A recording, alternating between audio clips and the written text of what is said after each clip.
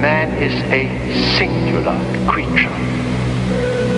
He has a set of gifts which make him unique among the animals, so that, unlike them, he is not a figure in the landscape.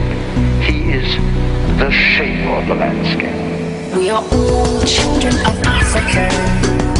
Children of Africa. They say this is where it all began. This is where it all began. In a parched African landscape, man first put his foot to the ground, to the ground, to the ground, to the ground.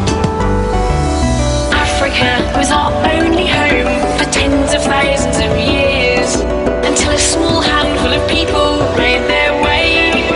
Ocean of Africa. These beings with soaring imagination eventually flung themselves and their machines into interplanetary space.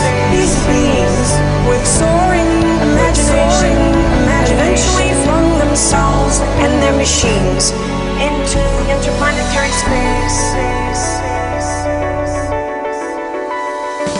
We are all children of Africa. Children of Africa. This landscape has been home to humans 200,000 years. We have come so far.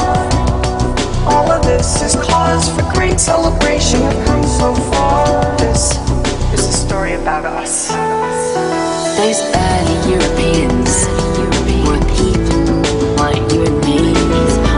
But it is humbling when you see the challenges they faced. People like you and me overcame the Neanderthals. People like you and me made it through the Ice Age. These beings with soaring imagination eventually flung themselves and their machines into interplanetary space. We are not the only beings with personalities, minds and feelings. Chimpanzees have very clear personalities, minds and feelings. Take a chimp brain, feed it me, and let it go 2 or 3 more rounds of division. Out comes symphonies and ideology. We are not the only beings. Everything that we are that distinguishes us from chimps emerges from that 1% difference in DNA. People like you and me overcame the Neanderthals.